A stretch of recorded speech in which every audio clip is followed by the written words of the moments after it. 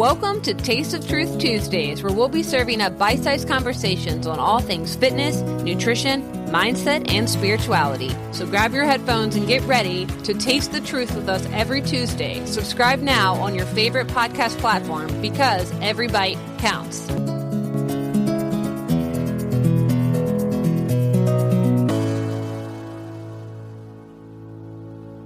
Hey, welcome back to Taste of Truth Tuesdays. Today's episode is one that I've both been eager and hesitant to share.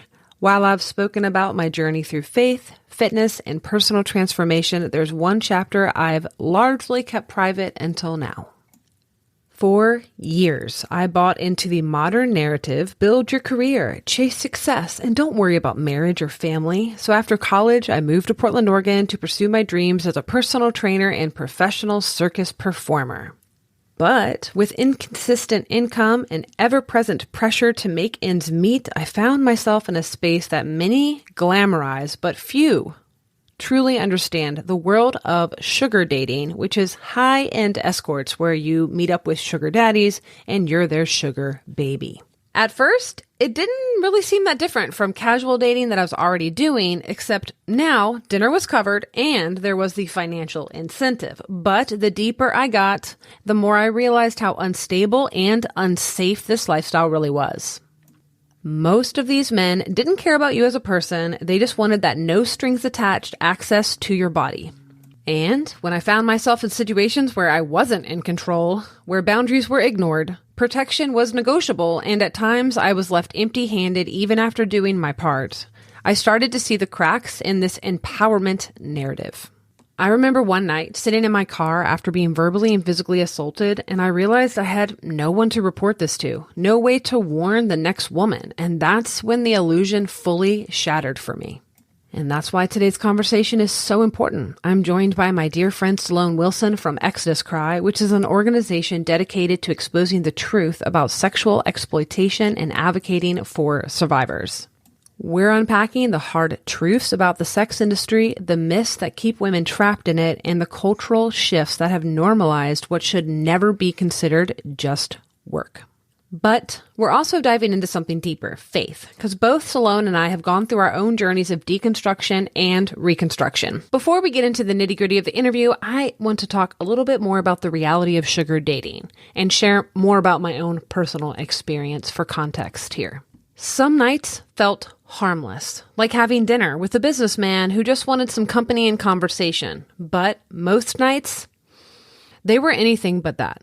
The truth is, the fantasy of sugar dating, mutually beneficial, long-term arrangements with financial stability was just that, a fantasy. Most men weren't offering monthly allowances or big trips or ongoing support. They wanted what they called PPM, pay per meet arrangements, aka no strings attached, no safety net, just transactional sex. And when survival depended on it, I unfortunately found myself scrambling from one to the other, trying to just secure the next daddy. I don't know about you, but I struggle to assert myself, even asking for help at the gym with new equipment or asking for directions when I'm lost. And when I was in the sugar industry, there were two areas that I struggled. One, insisting on protection, and two, ensuring that I got paid up front. And that put me at immense risk, both for my health and my safety. There's no system to hold these men accountable. Some men had hidden cameras and would record our time together without my consent. Others were forceful, rough, and used sex toys in ways that crossed every boundary that I had. And yet, as awful as these experiences were, I know that I was lucky because it could have been much, much worse.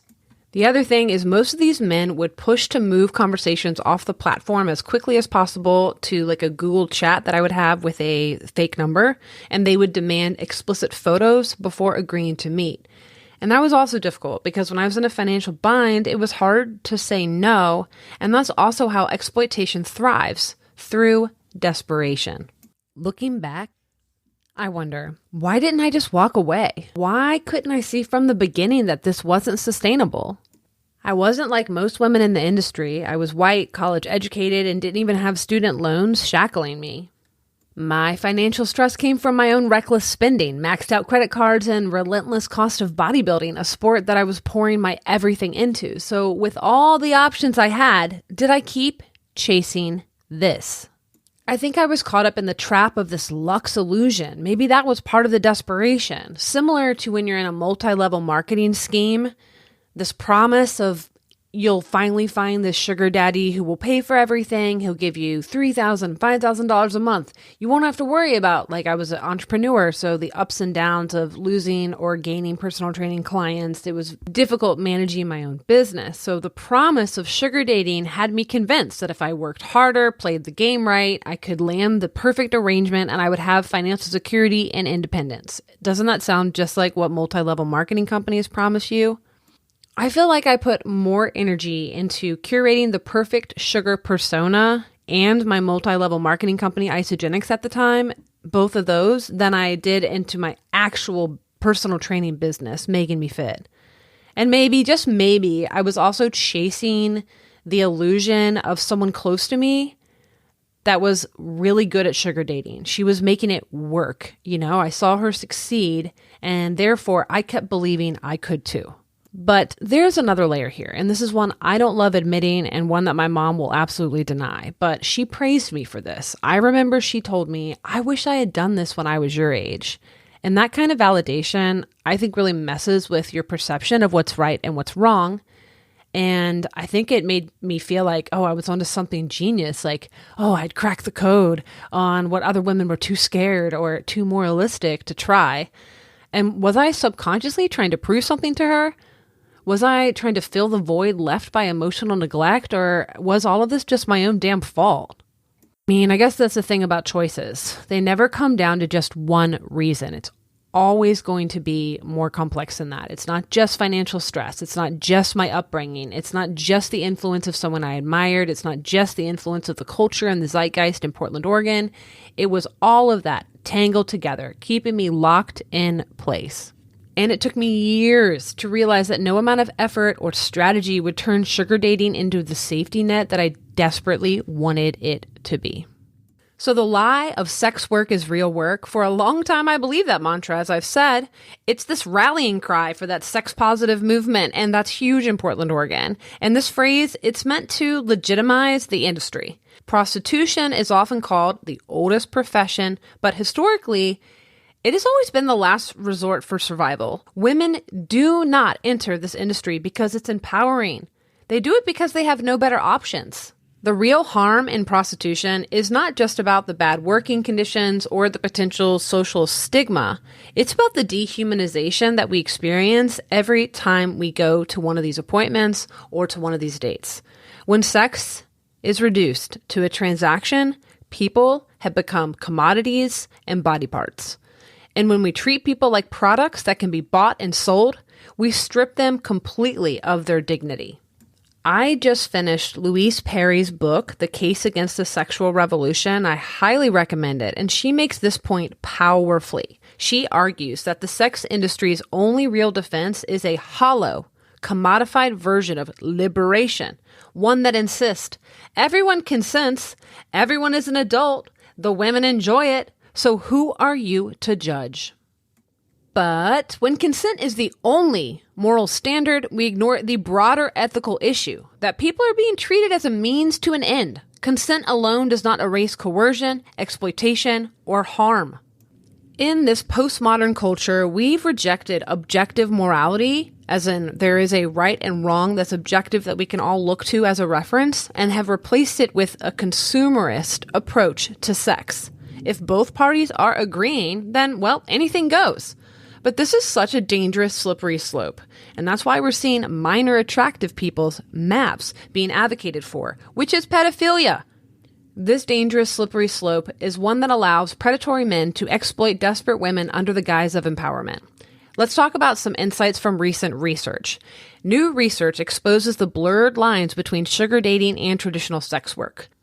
This study was published in the Journal of Sex Research, and it found that over 1/3 of sugar babies have engaged in other forms of transactional sex work, such as escorting or stripping. And so this changes and challenges that narrative that sugar dating is different or classier than prostitution. The reality, it operates with the same fundamental exchanges. The study also found that sugar benefactors reported an average of over 6 arrangements, indicating a revolving door of sugar relationships, like I said, which is what led me to desperation. So for these men, sugar dating is just another avenue for purchasing cheap sex and companionship. Beyond the emotional toll, sugar dating carries serious legal and personal risks. Legal experts warn that these arrangements can lead to blackmail, coercion, and threats, especially when expectations are met. And many women find themselves in vulnerable situations with no real recourse. The illusion of control is just that, an illusion. So looking back, my perspective has shifted so much. The journey out of the sex industry has been long and complicated, and I'm so grateful for the clarity that I have now. Organizations like Exodus Cry work to expose the realities of the commercial sex trade and fight for real change. And voices like Louise Perry's are crucial in dismantling the harmful myths that keep this industry alive. The sexual revolution promised liberation, but for many women, it has delivered exploitation instead. The more we normalize the commodification of sex, the more we enable the very systems that harm us. It's time to rethink everything we've been told about sex work and start asking who really benefits from this industry, because it's certainly not the women inside of it. Sloane's insights, alongside my own experiences, will challenge the mainstream sex-positive narrative and explore what true empowerment actually looks like. So let's get into it. Hey, everybody. I am here with my dear friend Sloane, and we got to know each other over the last, I'd say, at least 2 years or so. And I'm so grateful she wanted to sit down and chat with us and share a little bit about her personal journey, about faith, and also about Exodus Cry and how you got involved with them. And I don't know what experience or what happened on your journey that led you here. I'm very, very curious about that. So please introduce yourself to the listeners, and thanks for joining us today. Oh, well, first off, thanks so much for having me, girl. I always know I said this in my voice memo, but any chance to be able to talk to this woman is always a win to me. So I'm glad to be here. Yeah. So my name is Sloane Wilson. I work with Exodus Cry, which is an anti-trafficking nonprofit. We're based out in California, Southern California, and we do a lot. So I would say the main thing that we do at Exodus Cry is films, because we believe that documentaries and films, films change people and people change the world. And so I think a lot of changing the world is through educating, bringing awareness to people who might not fully understand the power dynamics, the stories of survivors, the world that surrounds the trafficking, not movement, but trafficking as a whole. And so I think at Exodus Cry, that's what we do really well. We're also really involved in the policy world. So we do a lot in shifting culture through legislation and helping support policies and laws to protect, children from pornography, protect women and children from traffic situations. My role specifically, I was doing our podcast, which is how I met the lovely Meg. And I was doing that and transitioned recently into a new role, which I think we'll talk about here in a little bit, but working more closely with survivors of trafficking and sexual exploitation, which has felt like such a dream for me to be able to be in this space. How that first started for me is when I was 19, I went on a trip to Cambodia. So I actually went there to work at an orphanage. That was the plan. While we were there, the orphanage that we were connected with also had an adjacent nonprofit that helped rescue women and children from the red light district in Cambodia, in Phnom Penh. I always feel like I pronounced that wrong, so don't judge me if I did. And so I decided one night to go out with them because they would do red light district outreach. I had no clue what that looked like. I was freshly 19, no idea what trafficking meant, barely knew anything in that world. And I went with them. And I remember we first off, it was a car full of 20-year-olds. So it was me and 3 other 20-year-old women. And one translator who I think we had just met the day or so before. And that was the crew. So we were driving down the road. And I remember, at 19, you're just laughing at everything. You're ah! The minute we hit the red light district, there was a heaviness that entered the car that was so unexplainable. I remember feeling oh my gosh, whoa, the environment of the car immediately shifted. So we get out to go do this outreach. And I remember being so overwhelmed by it all. You see it all. So there is brothel after brothel after brothel, in line after line of mainly Western men standing outside of these brothels, a very young looking, what I would consider children. And just the sights of it all was so overwhelming. So we ended up going to this one brothel. And in order to even speak to the women, this specific brothel, we had to pay for the time. And that is something to this day I feel very controversial about. I don't know how I feel about that. I don't think that was great. But in order to even speak to any of these women, have a one-on-one conversation, I preferred that we were the ones to take out that hour, 2 hour, 3 hour slot to be able to be with them. And so I know it's a controversial thought, but we were able to have this time with them. And so I remember we were able to rent out their little space in this brothel and spend the next few hours with these women. And I remember, like I said, I was 19, and the woman that I was with, she was freshly like 19 or 22. So she was just around my age. I remember we were talking, and she was sharing how she wanted to one day be a hairstylist. And my mom was a hairstylist. And at 19, I feel like I was like, I want to be a hairstylist one day too. And so I remember just having this, kind of like awakening moment of like, we're the same age. We maybe have the same dreams or goals or ideas of fun, and we're living completely different lives. She's being raped every single day.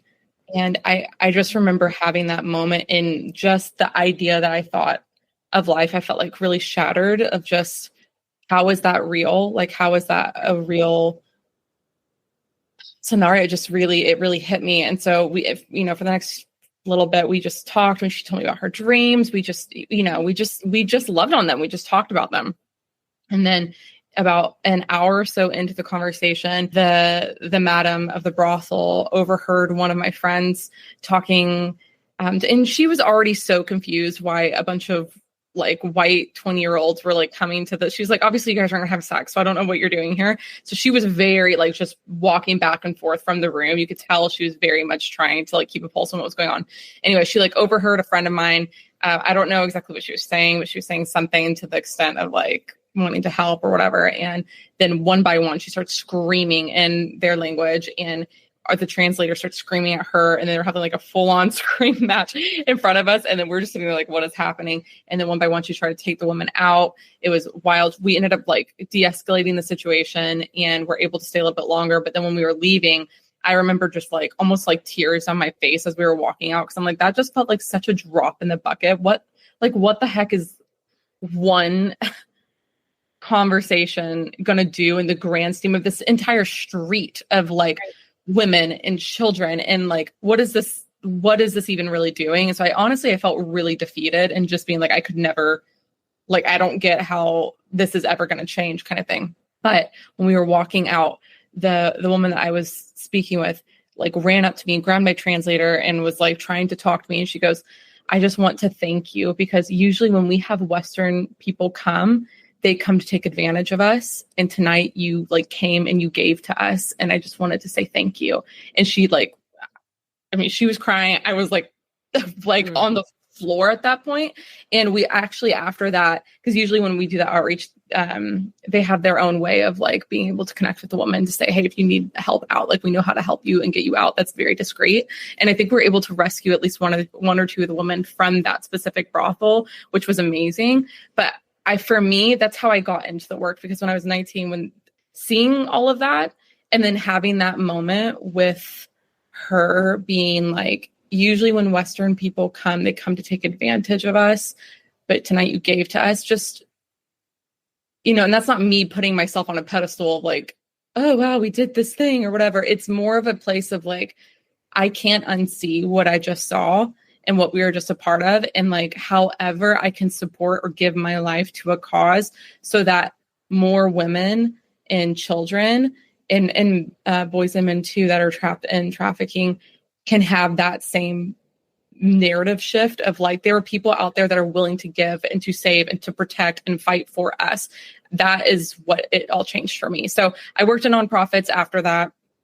the nonprofits I was with were a little bit different of a vein, but we still addressed the conversation on trafficking. In that nonprofit that I was with for like 4 or 5 years is how I got connected with Exodus Cry. I always really appreciated their films. I feel like they do an incredible job at educating and awareness through their films. And that's how I got connected with Exodus Cry. And it just kind of worked out from there that I've worked with them. So I've been with them for almost 3 years now. And now, like I said, I've just transitioned into this role to work more closely with survivors. But that's kind of like the long short of it, how I got into this work.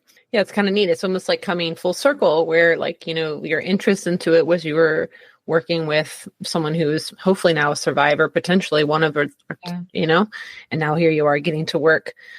And it can be draining, I'm sure. I work with, or I had somebody on the podcast, my friend Leah, who hosts a podcast called Psychotherapy, and it's talking about therapy harm. And they discuss the psycho in the therapy chair. And so she holds a lot of stories and abuse and really heavy cases there. And so we talk a lot about how to balance burnout and how to work on taking care of yourself as an advocate on this podcast a lot, because spiritual abuse, religious abuse, there's a lot of advocacy in that. I know you've seen some of that, which we'll talk about in a little bit. And like you've seen your friends deconstruct through some of the scandals and stuff. And I'm looking forward to hearing that. And, congratulations on your new role. You've been basically an advocate for me as a survivor, even though you were in the podcasting role. So I was flown out to be on the podcast.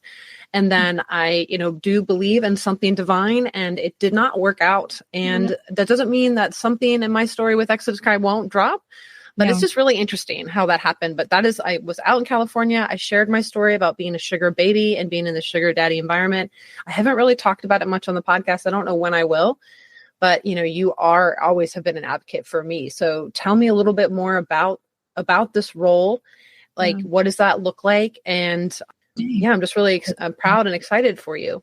Yes. Well, first off, I will say I loved having you out here with us. I too am very bummed that, technical issues are real, which you understand now having your own podcast, how, I trust so much. I just trust so much. And something, divine timing, God, the universe, I'm 100% a-okay with it. Like for some reason, it's still working. Like our time isn't done.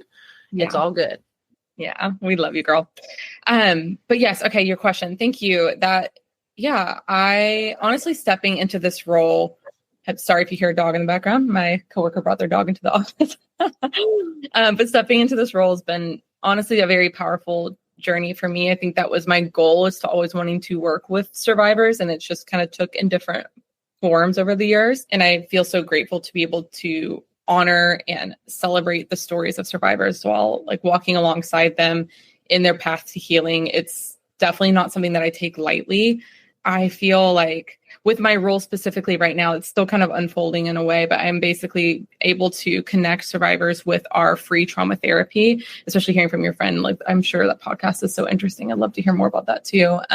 But we basically have a very quality trauma therapy that we do with an amazing program. And we're able to connect any survivor of sexual exploitation or trafficking with quality trauma-informed therapy, which I think is huge when it comes to the space. There's a difference between just general counseling and trauma-informed therapy, especially for the multiply traumatized, which is oftentimes a survivor. Their stories are so multifaceted, and you need to have someone who's equipped and prepared in understanding that and holding the tension of their stories. And so I think in the work that I do, being able to connect them with the trauma therapy, and hopefully we're expanding that soon. I can't go into too much detail with that, but I'll just keep it at that. I mean, my heart has always been, I feel like this part always gets me emotional, but like, I do at my core believe that everyone has a story. And I mean, even that being said, it isn't always easy. Hearing stories can be really hard. Like, hearing the things that you hear on a daily basis can be hard, and sitting across the table from someone who has gone through years of abuse and sexual assault and paid rape, like it's not like it's easy to hold space for them. Like I want them to share everything that they feel like they need to share, and never feel required to, but always know that they have the space to. But it is hard. Can be heavy work. And there's times where it feels like, I can get cynical or even brokenhearted over it. But honestly, I think that's the very least that I can give. Like if me crying about someone's story or me feeling the sting of someone sharing what happened to them, that's the very minimum that I could give. I hope that their stories always move me and that I don't ever get numb to them, because I think there are still so many women and children out there that are trapped in the sex trade. And if we stop being moved by their pain or stop being moved by their stories, how could we ever hope for it to end? Like, we need people who are willing to hold space, not try to immediately just fix it or put a pretty little bow on it. And I know we'll talk about it later, but I feel even sometimes in the church, that's what was always happened when it came to survivor stories. It's like, I want the bow. I want the easily redeemed part now. I want this feels easy to give to a donor now. Like, they want that kind of story. And you're not always going to get that. Like, when you're working with survivors, you have to be in it for the long haul of their story and their life. And you have to be with it to know that there's going to be things that like remind them of their past. There are going to be things that trigger them. There's going to be pain points that get brought up. And you might just be the person that's standing there that gets the backboard of it. You know what I mean? But I feel like, again, that's like the very minimum I could give, is to be able to be someone that's just present in there and holding space and helping, hold their hand, even if they don't even want that, standing in the background, just saying, we are here if you need us. That's like the very minimum that we can do, or that I can do. And I think that's been a part of the work that I'm trying to unfold more, even in the more survivor advocacy type role that it's kind of evolving into right now, is just essentially holding space for survivor stories and having a strong belief that redemption and healing is possible, but it doesn't have to be in the time frame it's not going to be in the time frame that I want it to be. It's not going to be rushed. I'm not going to sit there and put a perfect bow on it. Like, I want to be in the messy, gritty parts of it too. And that requires being invested in the easy and hard parts, I guess. I think I just ranted. I hope that makes sense. I'm here. That's literally why you're invited on podcast, is to rant. So I mute myself and I'm like, Anne, please go. And rant away. And rant away. Yeah. I try to step back because I also can talk. And I really appreciate your heart. And I think that you are, divinely created to be in a space like this, where you have this, I can speak for myself as a survivor, but how I instantly felt everything you said. Like, you didn't have to tell me that I was safe, or that, that I didn't I could feel all of that it was like unspoken. And I'm a lot of us probably don't have a lot of relationships like that in general. So like you touched, that woman a long time ago in Cambodia, with your presence, with pouring into her, with asking questions, and, even paying her, not taking advantage of her. Like, that's full on just respect that she's probably unfamiliar with. And that's kind of what survivors get from interacting with Exodus Cry. Yeah. And also Benji, the main interviewer, if any of our listeners have heard some of the podcasts, that they can hear from his voice, and just Helen and other folks on the staff just deeply care. Obviously, I don't think anyone would be in the trenches of this type of work without. And I'll link all the documentaries in the show notes, because I've watched them all. They're very powerful. They've impacted my husband and I. And I did want to touch on healing, because a lot of survivors themselves also feel this like bulldozer sense of recovery. So not only is it maybe the church elders or people that are in their sphere that say, hey, it's in the past, or, work through it, or whatever sort of projection of timeline of healing we want. I think survivors also want to bulldoze through it and want to plow through it. And so I think it's maybe projected on to us, and we also feel it in ourselves. It's just so uncomfortable. And also a lot of survivors just go back into the work because it's too hard to get over it and go through it. And I know that that's probably part of the heartbreaking aspects that you guys see in your work, right? I would assume be difficult when you're pouring into people, and just knowing that it's so multiple faceted that it's just not so easy. It's just like when people are in an abusive relationship, why don't you just leave him? Why do you keep going back to him? There's some similarities we can see in the sex trade, correct? Yeah, definitely. I think, I'm trying to remember if the stat is right. So don't shoot me down, listeners. If I remember the last stat that I saw or something said something along the lines of, it takes like a survivor, I think it was like 7 or 8 times of leaving the life to fully fully leave it. And I feel like I mean, that's not me being like, yeah, I do, just forever, bounce back and forth. You're totally fine or whatever. I do definitely believe that there is like healing on the other side. I have seen that work happen, but I think the recidivism rate of women going back to the life, it does happen. Like, I think and you have to be on board with a person as a person. Like, I'm not looking at a survivor and saying, I'm only going to support you and love you and believe in you if you do what I want you to do on my idea of healing for your journey. And I think, a lot of people want that because it feels like I'm in control. Like, I get to tell you what to do and you do it. And I think survivors, and I know that you can probably relate to that as well. Like, you've already had so much of your life being dictated for you and told what to do for you. I'm not going to be another peg in the wheel of someone that's telling you how and what you need to do with your life. I want to empower you to make the choices that you feel are true and healthy and needed for you. And if you've been in life long enough, it will take rewiring, and it will take a journey of being able to make those choices feel natural to you. It's not going to feel natural, especially in the beginning. And that's why you see women going back to the life.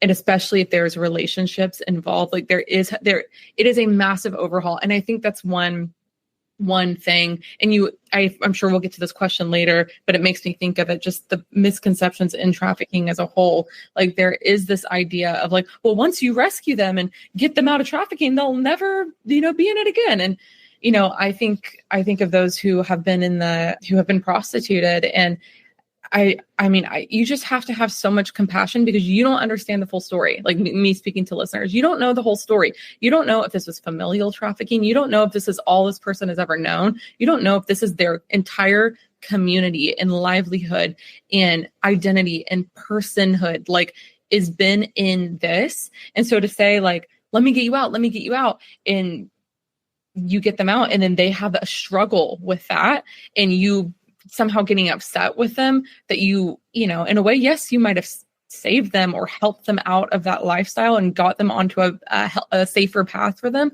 But there is a massive overturning of what their life was before and what it is now. And regardless if it was good or bad, there is a massive transition there. And for anyone, it takes time, loads of time to find normal again. And you can't just expect them to go from black and white. And I think, I struggle with people who have that mentality of it needs to just be like that. Or I struggle with nonprofits who are like, let's just rescue all the women. Like, yes, please rescue them. But like, what are you doing to rehabilitate them? Like, how are you helping in recovery? Like, how are you going at the source and like going towards policy and law to make this not be a thing that ever started in the first place? Like, that's kind of where my mind goes. Yeah. And I really appreciate that so much because you're right. A lot of survivors have already been controlled. And just that is, again, what makes you so perfect for the survivor advocacy role is understanding the many layers. And I'm sure the listeners listening probably started thinking about it's like the cult-like dynamics that we're so familiar with, that if, fundamentalist religion, that's your identity. And so I left that. I lost all my friends and most of my listeners. Or if you're in the left, there's so much strict orthodoxy in the far left that if you start questioning that, they're going to call you a heretic and you lose your identity. And so it's very maybe a commonplace in these polarized dynamics in our society that a lot of us can relate to identities being lumped up into so much. And maybe find a little bit ease of finding compassion for those who have been in the sex trade. I know from my personal experience being, middle class, college educated, got into sugar babying during college and after college. A lot of girls do it to pay off their student loans. That wasn't necessarily the case for me, but it was hard to make money. And so this was I was already having casual sex. And so it just made sense. So it's also like this culture really says sex work is real work. It's in the media. It's in the zeitgeist. It's like almost like depending on where you live, it's normalized and encouraged. So it can be very difficult to deeply know in your soul that you don't want to do it anymore, but then have all these conflicting voices. And so I really appreciate that you touched on that. And what you mentioned, the next question is I wanted us to touch on, the biggest misconception or couple misconceptions of sex trafficking and sexual exploitation that you wanted to clear up. So we did the major one was like, hey, this is why survivors might go back. Please, are you actually invested in the survivor as a person or just the savior complex? Because we need to check that at the door. No offense, but that's not actually going to get to the root cause issue. Just like us holistic health folks want to get to the root cause of it. That's what Exodus Cry is all about too. So I appreciate that. What are some other misconceptions, maybe one or two you'd want to touch on quickly? Yeah, totally. Well, just really quick, speaking to your story, I'm excited to speak more about that because I'll pause on that. Okay, I'll wait because I know we'll talk more about it later, but I'll pause on that because I just wanted to just hype you up because I just think you're so incredible. But okay, I'll go into the misconceptions. All right. I would say that one of the biggest misconceptions that I hear just in the day-to-day from people who aren't in this work. And I don't judge people for not knowing. You just don't know what you don't know. But then after this, so then there is that level of you're only held responsible to what you understand and know. And now, you can't unsee and unlearn what you have already heard. So I would say one of the, biggest misconceptions is that it only happens in certain parts of the world and to certain kinds of people. I think in reality, sex trafficking is a global issue and it crosses every geographic, economic, and social boundary. Many people also wrongly believe that victims are typically kidnapped in a Walmart parking lot and shoved into the back of a white van and forced into trafficking. And while that does happen, we definitely hear stories that has happened. The vast majority of trafficking involves psychological manipulation, coercion, exploitation of vulnerabilities like poverty or addiction or lack of support systems. And I think that is the massive bulk. So it really is a smaller percentage that is in movies like Taken or even films like Sound of Freedom. I'm not trying to throw shade, but I don't think that is the most accurate depiction of what modern day trafficking looks like. Another common misconception I would say is that individuals who are exploited in the sex trade have, freely chosen this life. Again, there is the top 1%, which I feel like you and I will talk about or have talked about. There is the top 1% that feel they have chosen it. And maybe there is parts of your story that you're I related with that. There's a part of me that, like you said, you weren't doing it to pay off loans or whatever. It was the social and environmental world that was built for you that you didn't even get the opportunity to know everything that it encompassed. I think that there's so much to say with your story too. I just think it is so powerful. But in reality, for the majority of those who are trafficked, they are forced into it by circumstances beyond their control. So like I said before, manipulation by a trafficker or pimp, abusive relationships, familial trafficking, significant financial hardship, like homelessness or runaways or fosters. We often say it's the choice for those who have no other choices. And is that really a choice if you have no other choices? So I think those are the top common ones that kind of come into my mind. There's so many more. I feel like I talked for 30 minutes about the common misconceptions. I'm sure I have other ones, unless you want me to pause. I don't want to bulldoze. Yeah. I think that was very well articulated, and I appreciate you taking the time to explain all of those. And I think you're right. People, you don't know what you don't know. That is very true. And I see that in nutrition all the time. In an episode we're talking about nutrition research. And my friend is a biostat major, and she was saying some people they really don't know the difference between margarine and butter, and that's kind of the big deal in the research. And it's we're not judging people, but that's a big deal.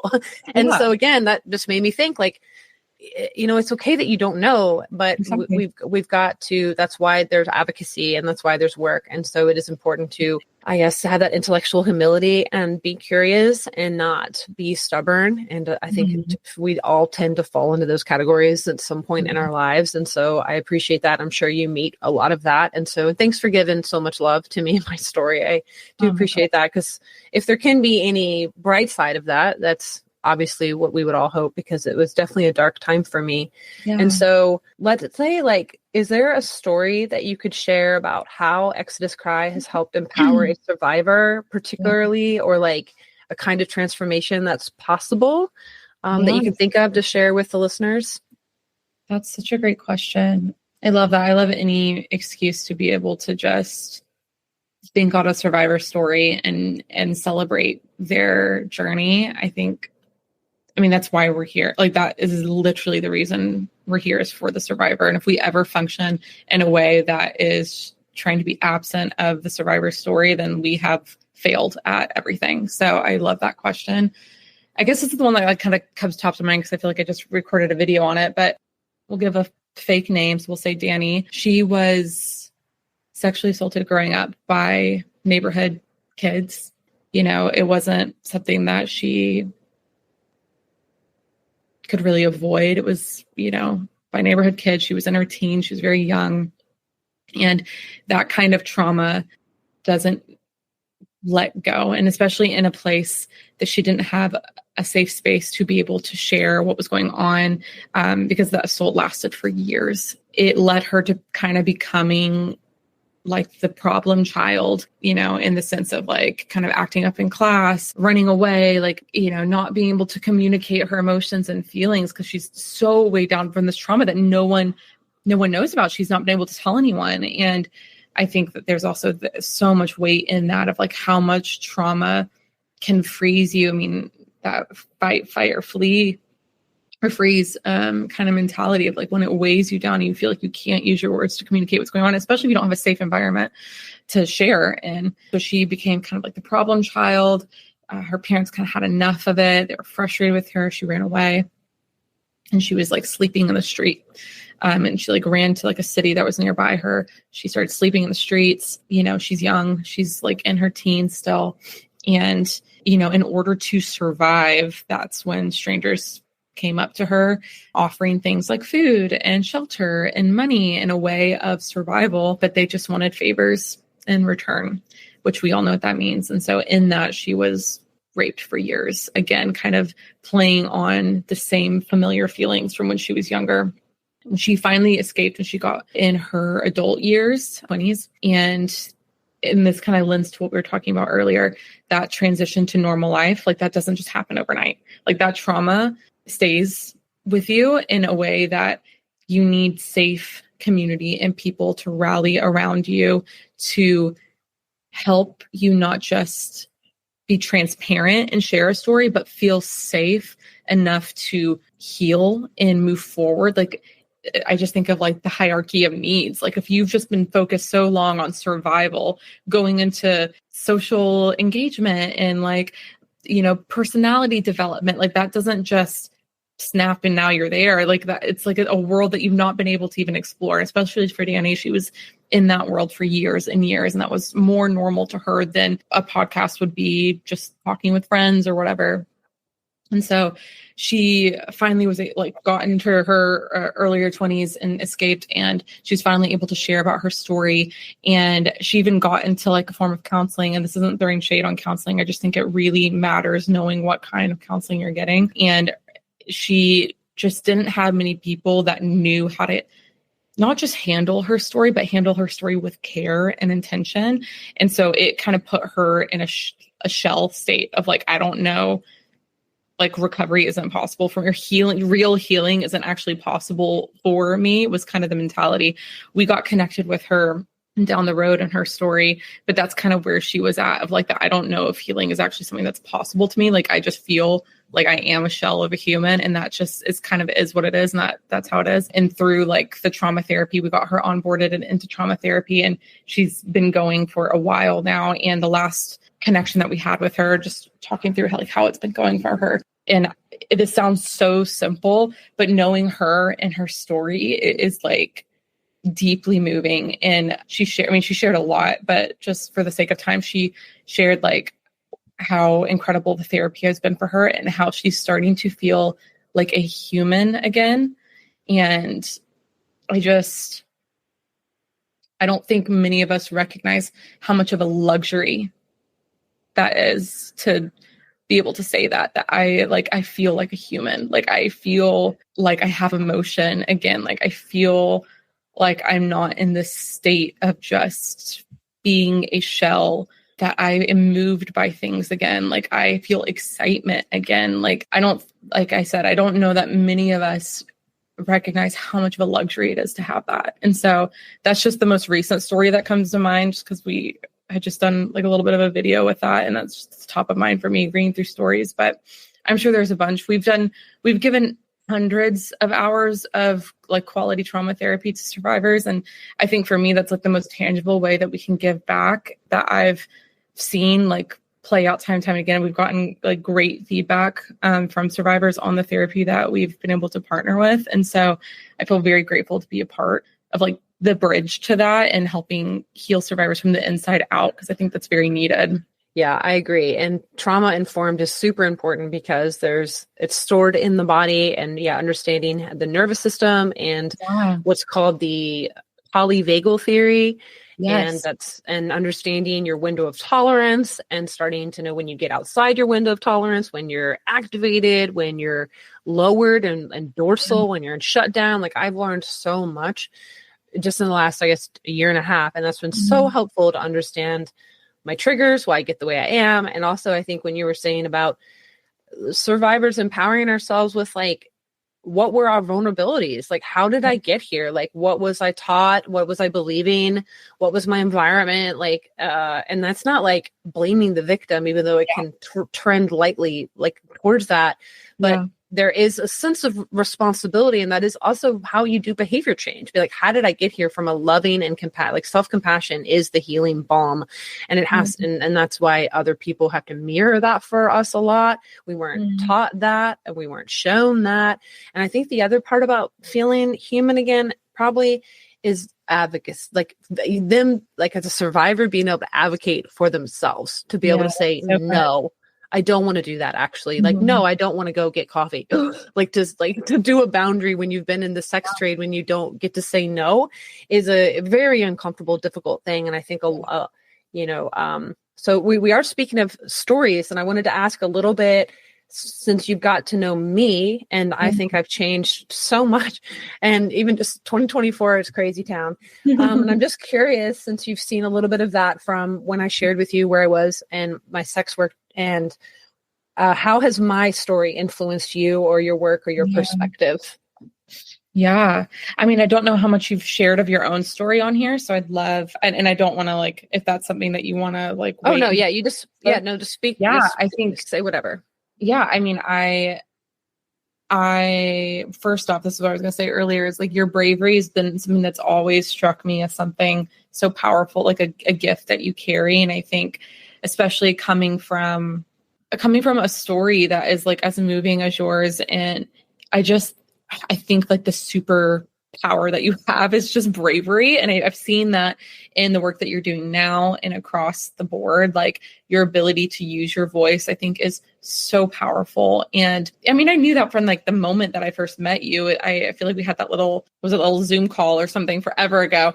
It feels like I just could always tell that there's something like deeply alive inside of you. And I think, it's proven to me how resilient one that you are, and just speaking to like the work at large, like how resilient humans are to come from stories of pain and the things that we've gone through, to be able to come out the other side with that, still having that bright light that's inside of you so alive, I think is huge. I think that that is like what keeps me in this work, is being able to see people come from a stories of, like you said, not being able to have their own agency in a way, being able to say yes and to say no and truly mean it, and not feel tied to strings of, another person, or strings of the money that was involved, or strings to the environment that it was like built around or whatever, to be able to have that strong voice, not having that for so long, and then coming into a place of like, this is my voice, like, and I'm going to use it, I think is deeply powerful. And I feel like that resonates with a lot of people. And I think, I mean, when it comes to you specifically, I'm just so impressed by your bravery. And I think some of the strongest women I know, or strongest people that I know, and that inspire me the most, are those who felt their voice was dimmed or taken from them, and then seeing them so radically take it back and be like, this is my voice. I think that's so like badass. I appreciate that very much. And I think that happened to me even this year, which will lead us to like where I want to go. with the deconstruction stuff is so like, when you're in the sex trade, you give up your voice quite a bit. And it's, I haven't shared a lot about my own journey and the exploitation involved in that, but I have said, I believe that I struggle with being assertive. And if you're not assertive and then you're putting yourself in the sugar baby, sugar daddy situation, which is a lot more of the negotiating world in the prostitute, in the levels of prostitution, I do have more power, I guess, to negotiate, but I didn't know how to do that. So I was much more easily taken advantage of. And I think that just goes across the board in any sex positive community. Like they're like, oh, this is a kink party, or, oh, we're at an orgy. I was a fire dancer, circus performer. So I would be invited to be the kind of eye candy at these events. And then people would touch me, people would come up to me, and just literally being there would be consent. And so a lot of my story also talks about consent-based morality and how that's bullshit. Yeah. And like, I might have consented to some of those things. Like it might've been a choice, but like, that doesn't make it okay. And it's very, very complex, and morality is very, very complex. And so I do appreciate that. And the last thing I wanted to say before we shift gears is where I lost my voice again was, and that's like so important for our conversation is, and when we met, when we met in face-to-face in California in early 2024, I had just began deconstructing. That's what I remember. I remember. Yeah. And I was mad. I told you, I was like, I'm mad right now. I'm mad at my faith. I'm mad. I'm mad at Jesus. I was mad, but I'm still a believer. I remember I walked by somebody that was covered in like John 3:16, and I was like, I love Jesus. So I remember so I was definitely torn when we met in real life. And we talked. And so I continued to deconstruct and leave the faith and become an atheist. And that's when I lost my voice, because in that community, the deconstruction ex-Christian community, they're very much pro-porn, pro-LGBTQIA, LGBTQNOP. And I get that. I'm not actually against gays, trans actually at all. But what I'm not okay with is the damaging ideologies that come with some of this, as you know. And I've been in Portland, Oregon, where it was alive much earlier, like in 2013, 2015. I've been seeing this. And as someone who does believe in women's rights, not necessarily all the way to abortion, but still women, I see that that's an issue with the trans stuff in some ways, and in women's sports and in biology and even in research and women's health. I'm like, wait a minute. Gender matters. Like how a woman has a heart attack is way different than a man.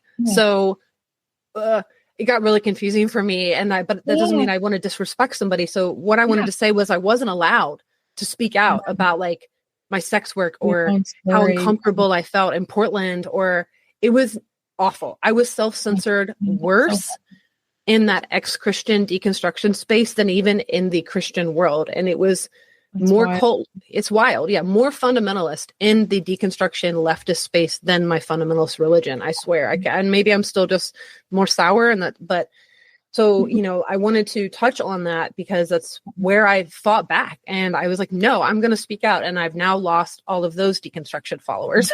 So it was like, I built a new niche, and they're like, oh, screw this girl. She's too conservative for us, or she's still a bigot, or she's a TERF. She's a trans exclusionary, whatever.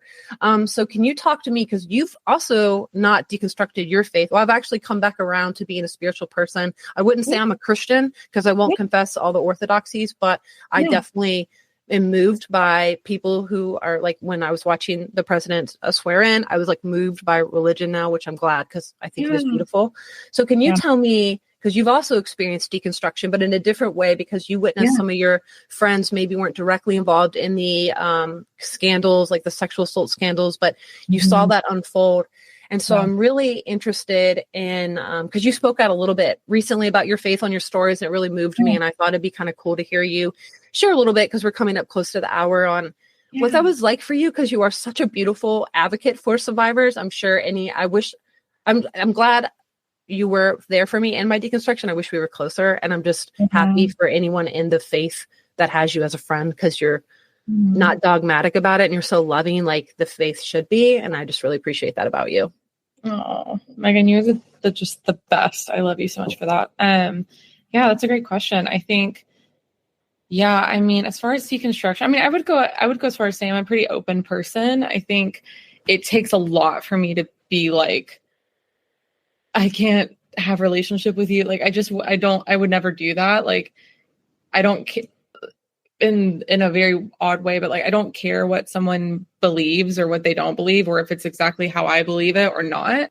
I think for me, like I grew up in the Bible Belt. Everyone's culturally Christian in Georgia. That just is what it is. I had a moment for me that was very real when I was like 14, and I held to that. And that was something that was special to me. And then I ended up going to like a ministry school. And so that experience for me makes it a little unique when it comes to the faith conversation, because what I experienced as far as like my faith wise isn't like the normal Christian walk. So it was very controversial, and still is very controversial to a lot of people, that the school that I went to, and I think I only knew what I knew. I was 19. I was like an infant in this school. Like, I was so young, and you're just in a greenhouse in a bubble. And I would not say it was a cult.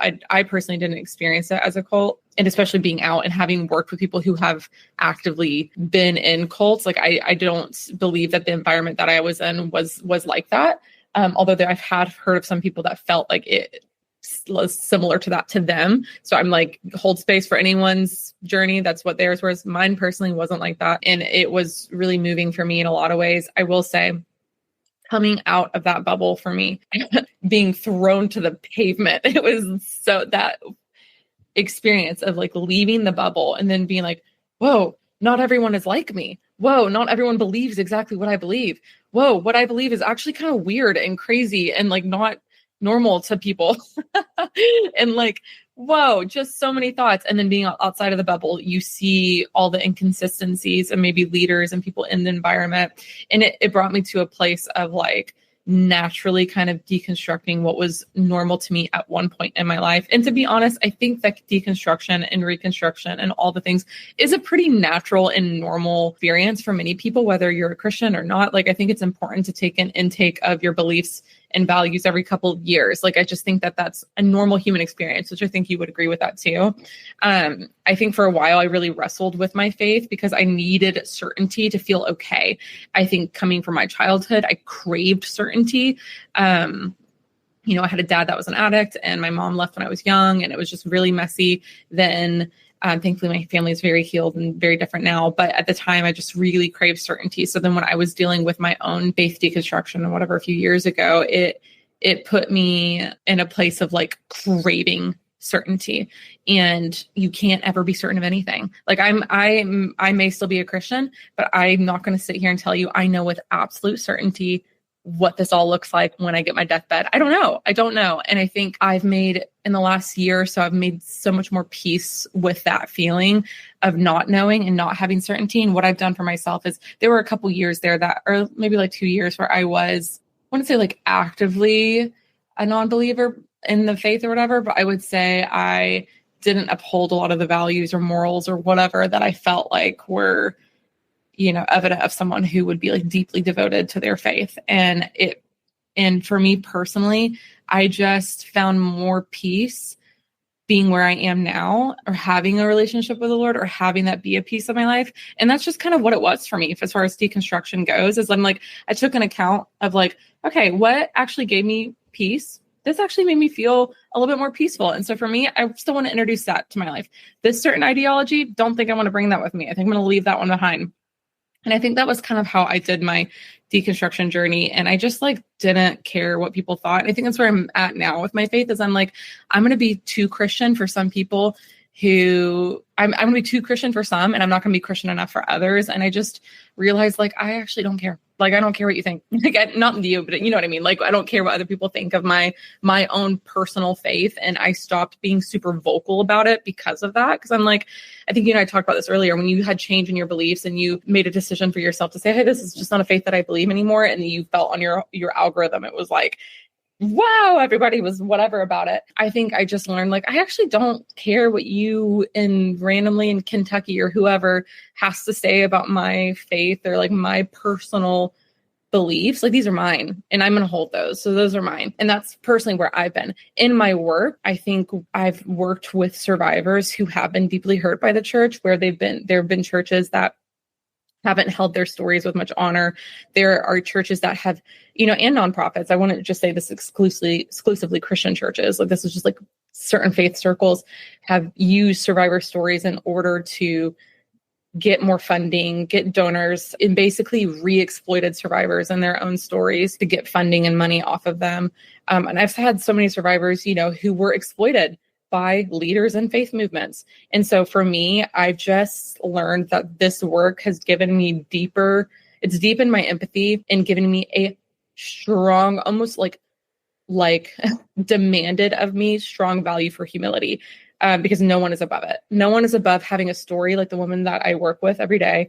And no one is above making the choices to, I think people can definitely be educated and be above it in the sense of like, no one needs to purchase a woman for sex, or rape should never be an option. Like all of those things, obviously. But all I'm trying to say is more so, I've just seen so many people in every single demographic, backgrounds, whatever, make decisions that they thought that they would never, ever make.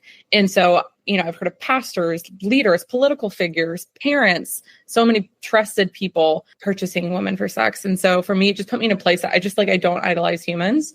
I can't, I physically can't do that anymore. That just doesn't work for me. So I don't care if you're a pastor. I don't care if you're someone who is really important to everyone. Okay, I will watch your life by the fruit of it. And I think trust is earned, not given. And I believe I've learned that from the survivors I've worked for or worked with. It's just the idea of trust is earned, not given. So I would never sit down with a survivor and be like, you need to trust me because I work for Exodus Cry. And there you go. I don't care. I work for Exodus Cry. Yes, I believe us to be a very ethical company when it comes to fighting for the rights of traffic victims. But I believe that trust is earned. So when you feel comfortable and safe and ready to trust me, that's when you'll do it. And I think that should be the same in our faith journeys. And so I've been very cognizant of ego in myself, or anytime I feel like I'm owed something or I'm better than someone or I'm above it or I'm prideful of something, I take it very seriously because I've just seen so many churches not handle the stories of survivors well and think that they're so holier than thou. And I just don't believe in my personal faith I've ever experienced Jesus being that way. I don't think scripture speaks of him being that way. I've only ever seen him come close and not push away and get into the gritty, messy parts of people's stories. That's how I know my faith to be. And anytime a faith circle is requiring a perfect bow on someone's story is, the time I look for the door, because I just don't think that is true faith. So I don't know. Does that answer your question? Yeah. Yeah, it does. And I think it almost is it came to me as when a church or an organization might want to put a pretty little bow on a survivor's story. It made me think about my experience in multi-level marketing companies and how they always take your story and be like, before I was on the products, I was womp womp. Then I got on the products. And I feel like that's how sometimes faith can be sold. It's before I found Jesus, and now I have Jesus, and I'm perfect. I don't have any sexual trauma, and my sex with my husband is great. Being actually, no, I now am in the sexual trauma I've had for years is now unfolding in this safe marriage. And yeah, it's really difficult. So the one thing I'd really like to touch on a little bit, since you and I have been in the faith and the deconstruction community, about deconstructing purity culture and how they, in the deconstruction space, I already kind of mentioned this, how pro sex work they are, or sex work is real work. So I wanted to pause the interview to talk about the flawed narrative around sex work and deconstructing purity culture within the deconstruction space. Because there is a trend of equating sexual liberation with empowerment while rejecting any critique of the sex industry as moral panic. There's a popular post that was circulating on International Sex Workers Day this past year that was exemplifying this mindset, and it's in the show notes if you want to take a look, arguing that deconstructing purity culture requires deconstructing any negative views of sex work. And the claim was that sex work and sex trafficking are entirely separate, and many big Christian anti-trafficking organizations wrongly conflate the two to push an agenda. This post insists that if a person is not forced, defrauded, or coerced, they are simply making a free choice to engage in sex work. But this argument is deeply flawed when examined through historical context, real-world data, and the experiences of women who have lived through it. First is the demand problem, why legalizing sex work doesn't protect women. One of the most critical oversights in this argument is the failure to acknowledge that sex work is a demand-driven industry. As Louise Perry outlines in the case against the sexual revolution, countries that have legalized prostitution have seen an increase in trafficking. Why? Because legalizing the industry normalizes the demand for paid sex, and when there aren't enough willing participants, traffickers step in to fill the gap. Studies show that in places like Germany and the Netherlands, where prostitution is legal, trafficking rates have skyrocketed because the market rewards pimps and those who exploit others. The idea that sex work can be fully separate from trafficking ignores the economic reality that supply follows demand. Let's talk about Linda Lovelace and her experience in the film Deep Throat. It's a perfect example. The film was a massive success, grossing over $600 million, and was hailed as revolutionary at the time. But years later, Lovelace revealed that she had been coerced into performing in the film under violent and abusive conditions. In her book, Ordeal, she exposed the hidden abuse within the industry, and this industry that thrives precisely because there's a market for extreme, degrading content. And this is not just an isolated case. Countless women have echoed similar stories after leaving the industry only to be dismissed while they were still in it because they were expected to uphold this liberation narrative. The exploitation behind the industry. So another major flaw in that sex work as liberation argument is the lack of accountability within the industry itself. So MindGeek, the corporation behind the world's largest pornography sites, has faced multiple civil lawsuits for monetizing non-consensual content, including child sexual abuse, rape, revenge pornography, and voyeuristic recordings of women showering. I personally have been recorded without consent, and I have no idea where those films have ended up, and it's very upsetting. Reports from December 2020 revealed that the platform was infested with videos depicting abuse and that it profited from some of the darkest corners of human sexuality. The industry thrives on the illusion that all the participants are willing, yet it repeatedly fails to ensure consent. And the reality is that the vast majority of those in sex work come from backgrounds of financial instability, trauma, or coercion, not from an empowered, freely chosen career path. The notion that sex work is just another job ignores how uniquely dangerous, exploitative, and often inescapable it actually can be. I want to talk about the broader issue here, normalizing harm under the guise of liberation. The same pattern of dismissing harm under this banner of sexual liberation isn't exclusive to the sex industry. A couple months ago, I came across another example in the deconstruction ex-Christian space where this account that advocates for women's sexual empowerment was documenting her abortion experience on National Abortion Day. She filmed herself laying on the couch just after she had taken the abortion pill as if it was nothing, just casual, and almost like she was celebrating it. But this kind of messaging erases the medical realities and the risks that are associated with the abortion pill. It ignores the fact that women absolutely should get an ultrasound before taking it to determine the gestational age and rule out ectopic pregnancy, which can be fatal if left untreated. Reducing such a medical decision to a political performance trivializes the real consequences that many women may face. This does connect back to the issue of sex work. In the rush to deconstruct purity culture and to destigmatize everything and try to label it as empowerment, this often will lead to a dangerous lack of critical thought. If deconstruction is actually about questioning harmful narratives, then why aren't we allowed to question the harm within the sex industry? Why does rejecting purity culture mean embracing an industry that time and time and time again is built on coercion, abuse, and exploitation? Deconstructing purity culture shouldn't mean abandoning discernment. If anything, it should mean taking an even closer look at these industries and asking the hard questions about who truly benefits from them. Because when we actually listen to the stories of women who have left sex work, the pattern is pretty freaking clear. What is sold as empowerment often turns out to be exploitation in disguise. So, I don't want to touch on policy by any means, but just how can we address that those are valid concerns that they have and then try to, be in this nuanced gray space like we are and what would we say to them in response?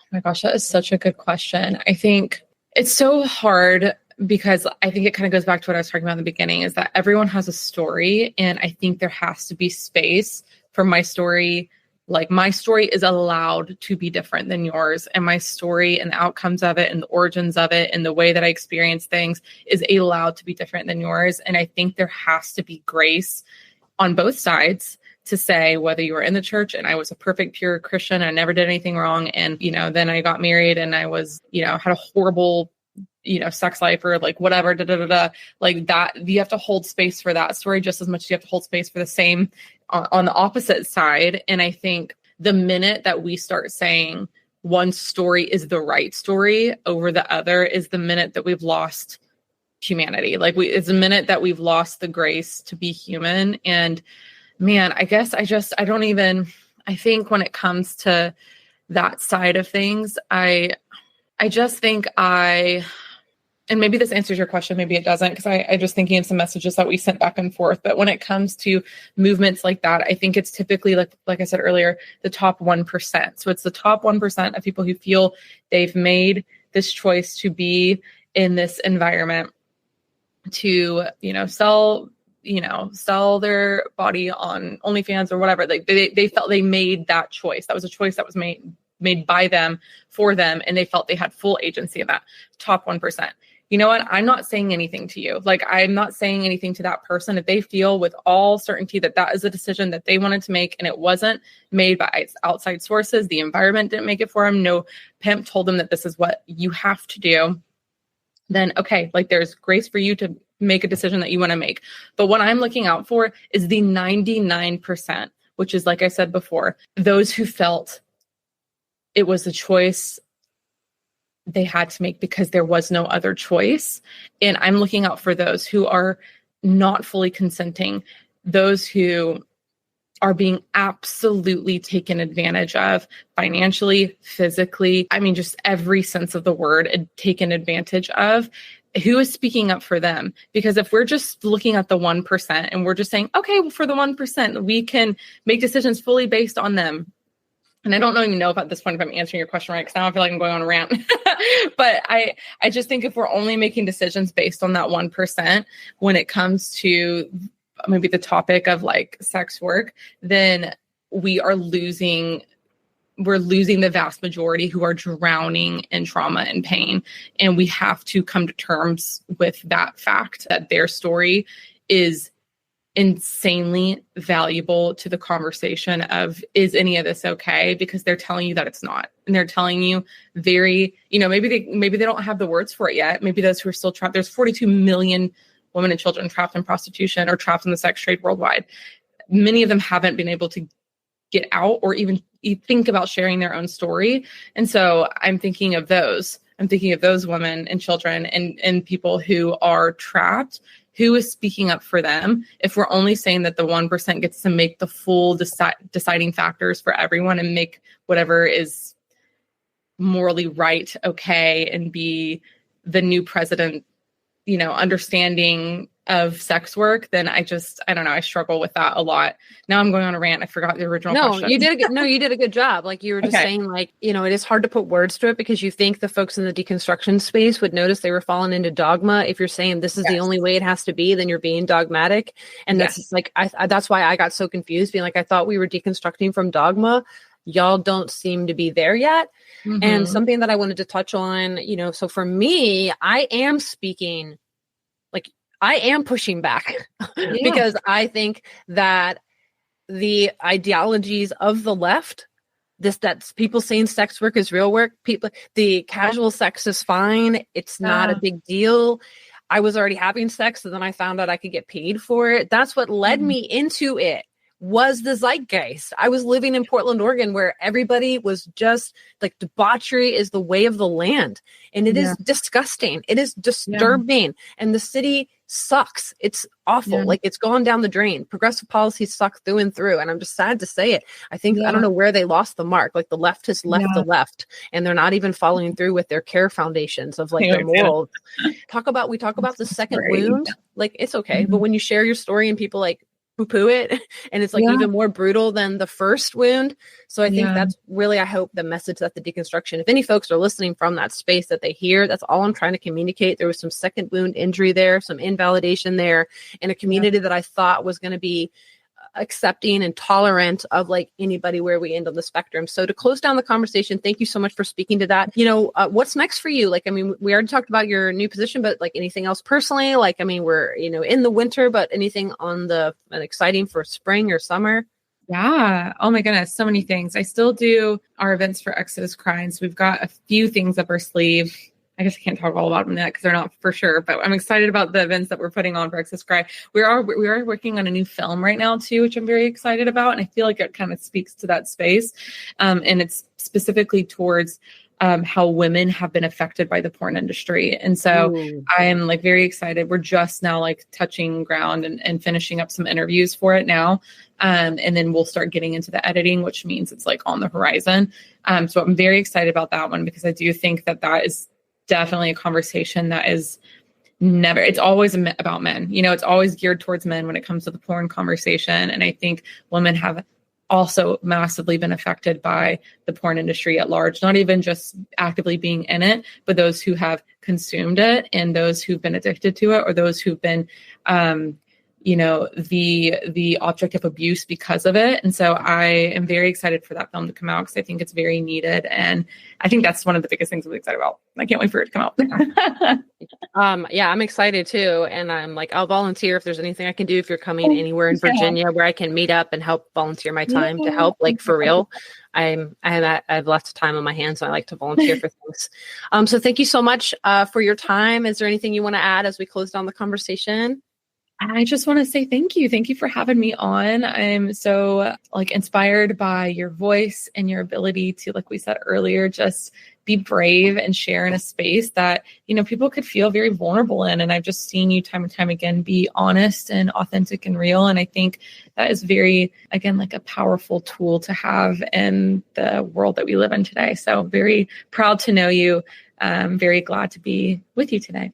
Well, thank you very much. And that is actually one of the benefits of BPD. So it's important to celebrate some of our good aspects too. So thank you guys for listening. And that's all I have for you today, folks. That was a really powerful conversation. And I hope it challenged you to think more critically about the narratives that we've been sold. The idea that the sex industry is just another job, that it's empowering, that it's a free choice, it all starts to unravel when you hear the voices of survivors. And when you look at the bigger picture, you realize that exploitation thrives in the gray areas where we refuse to call things out for what they really are. If this episode resonated with you, I would love to hear your thoughts. Please share your takeaways, send me a message, and if you found this conversation valuable, consider sharing it with someone who needs to hear it. And if you want to dive deeper into the work that Exodus Cry is doing, I have all the links for you in the show notes. As always, maintain your curiosity, embrace skepticism, and keep tuning in. See you next week.